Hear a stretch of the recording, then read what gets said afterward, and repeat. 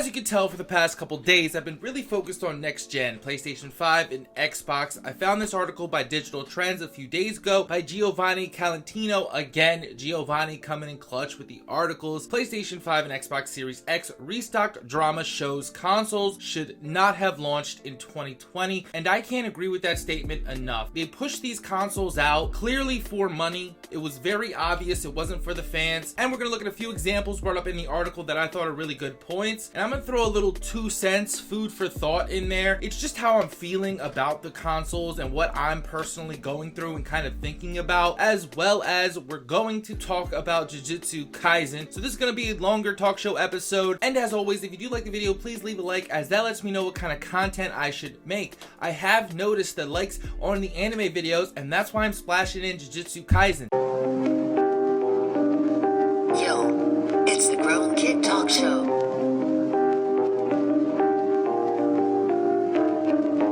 Yo, it's the Grown Kid Talk Show.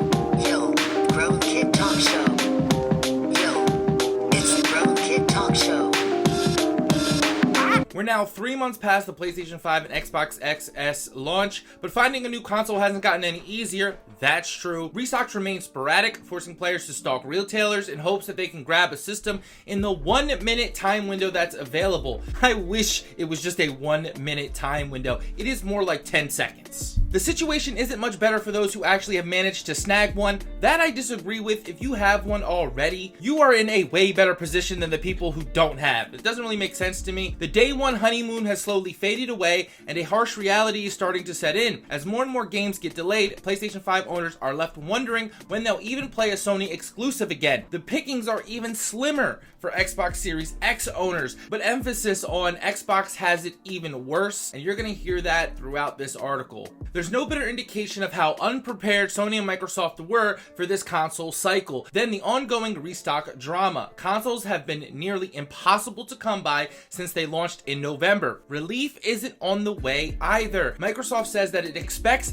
console shortages to continue until at least June. Players who want an Xbox Series X could be doing the same song and dance through most of 2021, which is a retail nightmare. I pulled this just to show that Microsoft is expecting at least till June. I can't imagine what Sony's doing. And if you haven't checked out my video that I posted yesterday, I talked about all the major game delays, another Giovanni article, and I argue, why would a game dev and a team who's making a game release their game on time when the sales are going to be incredibly low because we all don't have consoles to play them on? But I do have 2 more theories I do want to run by you after we get done the article. June, that's insane. Sony and Microsoft have both stated that the demand was unprecedented. I'm calling the bullshit on this. They knew what they were doing. They did it for the money. Market analytics predict that the industry will have made upwards of 179 billion once the final tally is complete. And that number alone justifies why they released them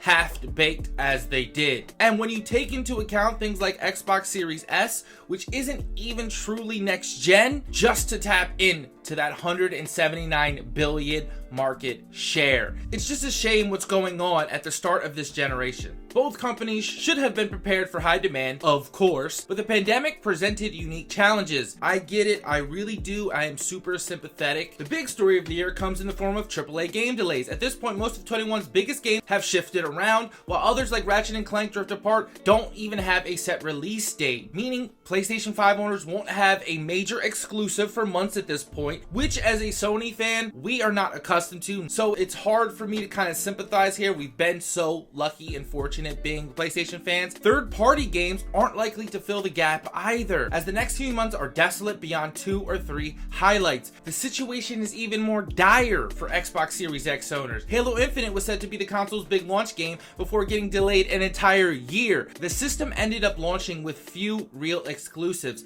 What they mean by real is that high-tier quality AAA title, only getting its first in January with the Medium. Granted, Microsoft is more focused on creating a strong ecosystem with the Xbox Game Pass, but the Xbox One currently accomplishes that task well, which again, I kind of have to defer you to my last video because I talked about those 2 things, the Medium and the Game Pass. Just go check out that video if you want a better breakdown, but I will give props for Microsoft finally delivering on the promise of playing a new game at launch. At least you have something, Xbox. Players are left in a situation where they're struggling to get consoles that won't be be able to do much until who knows how long. April, July, November. The timeline is entirely unpredictable as games and next-gen updates continue to drift into the horizon. It's sad, but true. There are dope games you can play for these new consoles that I think the author here is not taking into account. Like, personally, I do want to play Temtem, but I can't. That sucks. So to wrap that up a little bit, June seems to be like a date that maybe things will get better. It seems that Xbox has it worse than PlayStation, even though I personally think PlayStation's problem is way more demanding and problematic, if that makes sense. They don't have enough consoles. They're not out. We can't get them, or they're somewhere and we can't get them. I find that more of a problem than Xbox not having games, because it's been about 10 years since Xbox doesn't have real games. So I'm really used to that. I really don't care. But my two theories before we move on. Number one, this kind of shit is making us want to go get PCs. I already know a friend of mine is building a PC. Not necessarily because the console shortage, you couldn't get one, but it is the ultimate gaming machine if you want to do the most with gaming. I am someone who prefers to have a controller in hand, which you can do on PC, but also I do work on the computer, and sometimes I want to just play a game and be away from the computer, and that's why I like consoles so much. Plus the exclusive. I don't want to wait a year and a half before a PC port. But the fact is that we can't get next-gen consoles, and Xbox players, again, they don't really care because they probably already have PCs, is actually pushing some of us Sony fans to just go make a PC. That's not good for Sony. My other theory, and this is kind of a stretch, but they released the consoles not only for the money, but to make this an elitist market. Gaming has usually been for all. Now it kind of seems like the newest Prada bag. They only make 500 of them, and it's only famous and really rich people who get them. And everybody else has to wait. Even if they have the money, they want to buy it. A status symbol, elitist type of thing. It's just a theory. It's just how I'm feeling. Unless it was a strategy and you're hiding behind what's going on in the world. Though I am very sympathetic to what's going on. I do understand it did cause a lot of problems and still continues to do so. But something seems fishy with this. This unpreparedness on these huge companies with all of that money seems a little bit too coincidental. I have a feeling this could be a major shift in how gaming as a whole industry works and where it's moving to in terms of like the technology and who that's accessible for. Just my thoughts, my personal opinion, food for thought. Tell me what you think about the article. Are you considering building a PC? Do you think Sony or Xbox has it worse? I'm a Sony fan. I think Sony has it worse because Xbox has already been worse. But let's move on to Jujutsu Kaisen. Yo, it's the Grown Kid Talk Show. Jujutsu Kaisen single-handedly got me back into anime fully fledged. I love Jujutsu Kaisen, and this is actually a good article by Polygon. I know I don't say that a lot because Polygon has a tendency sometimes to do very clickbaity things and to have very opinionated writers writing to a select audience while alienating the rest of us. But Jujutsu Kaisen seems to be the world's middle ground because it is that good of an anime. You need to be watching it. Jujutsu Kaisen questions the very ideals of shonen anime. A modern action story reflects modern humanity by Chini Nia. The first few episodes of Jujutsu Kaisen feel like an anime you've seen a million times before. Yuji Itadori is a powerful yet clueless rascal with a heart of gold who gets pulled into a world of fighting dangerous apparitions known as curses. It's a beautiful trick Jujutsu pulls again and again, feigning predictability with a simple setup before giving a complex genre aware punchline. By aware, they mean that the anime is modern and the anime is aware of itself in position of the world. It makes references to Kamehamehas. It makes jokes and jabs from other anime. Jujutsu Kaisen is so aware of itself, and that's some of the beauty because of how much fun it can have with being aware. It takes itself seriously, but not in a serious way, if you get what I'm saying there. The article goes on to talk about why we haven't seen much innovation from the shonen genre. Shonen is young boy coming to man with powers, kind of. It's very typical. Most shows that you see on like Toonami back in the day, or even that are recommended to you from other people, are probably a shonen because the genre is fighting and it's popular and it's quite good, honestly. But the author is saying that because of the weekly Shonen Jump's editorial practices, new series live and die by their stances and weekly reader rankings. It didn't allow for innovation in the genre, whereas Jujutsu Kaisen has innovated. Jujutsu Kaisen is thoroughly humanist in both its message and execution. It knows its fans want more than predictability. It believes people as a whole are more than just the sum of what they've been. It recognizes that our negative feelings might seem never ending, but in fact can be overcome and survived. While it does feature plenty of action and tropes typical of the genre, Jujutsu Kaisen feels like the first shonen about modern humanity, using a mix of horror and palpable emotion to examine the weight of 21st century life. I do like this breakdown a lot, but I would like to question the idea that it knows its fans want more than predictability. And let's not confuse predictability with a negative or bad thing. And I think Jujutsu Kaisen needs a little bit more predictability because I think the power scalings have gotten a little bit crazy. I mean, totally crazy in my opinion. I wish I got to see more of the world before we got to the place we're at right now. I have read the manga chapters. I wish the show took a little bit more time. It knew it was good. It might have came out the gate so hard that there are a few missed opportunities that I just want to be explored. But that is what a show is supposed to do. It's supposed to make you want more. But this comes from comic book. Jujutsu Kaisen took an unexpected break due to an artist's illness by Megan Peters. This break is hilarious because the chapter we left off on left everybody with the what the f face. The series is taking a 1 week hiatus after its creator fell ill. It's just a week. We can all calm down. Let's pray for a speedy recovery so we can relax and definitely talk about this latest chapter because there is a lot going on. This is the part where the spoilers are. So if you're gonna leave now, thanks for coming and watch the video. Catch up to Jujutsu Kaisen so we can talk about it. I really do want to talk to Jujutsu Kaisen. Maybe even do season 1 wrap-up videos, do the manga chapters. I'm not really sure. Let me know down in the comments. Thanks for coming.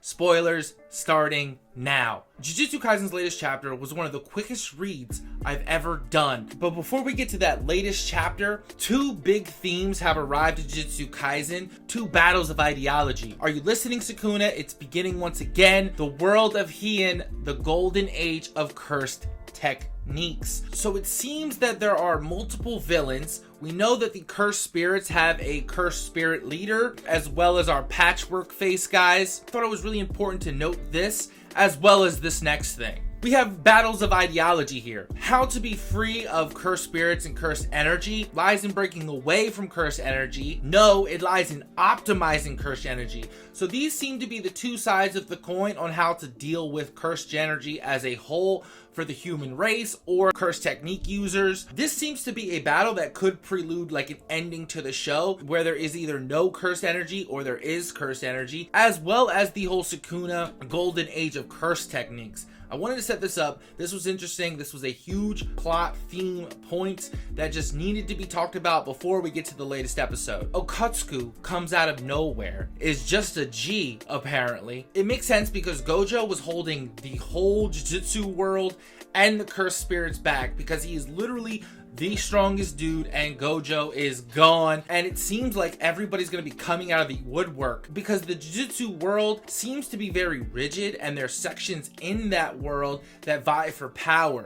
Families. The families that are emphasized in the show and in the manga ever so slightly have not come to the forefront yet, and I think we're about to start seeing family heads, power bids, the cursed spirits, the techniques of all of these type of families because Gojo is now gone. Salmon. I don't care if he's Master Gojo's puper. He cut off Inuki's arm in Shibuya.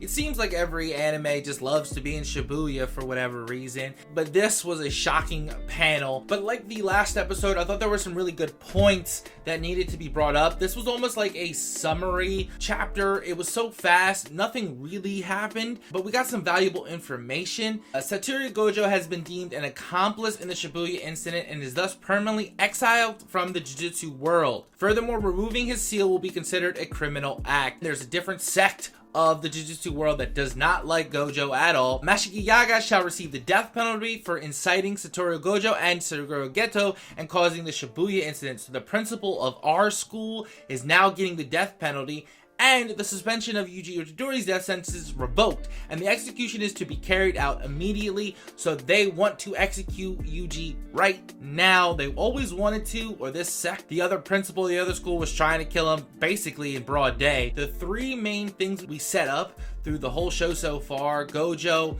the school, and Itadori, all three of those things have broken down already. That in a shonen, that usually takes a longer time. I think that's kind of crazy and lends credence to the idea that it is shaking up the formula of what a shonen is. I really like the artwork in this chapter too. There's a lot of buildings, a lot of settings, a lot of scenes. We're clearly in the future, and that last panel kind of shows that because those rules have gone out now. We don't know how far we jump. I want to say about a week, but we do know that the cities and the world looks very desolate. Japan is really the leaders of Jujutsu because they have the most concentration of curses, where the rest of the world doesn't really have Jujutsu problems like Japan does. There are other Jujutsu users in this world, which would be interesting to see, like the American one, the German one. There's so much more to talk about with Jujutsu Kaisen. It seems a little weird to just talk about one chapter, even though I guess I talked about two. Do we think certain characters are still dead? If you get my hint, wink,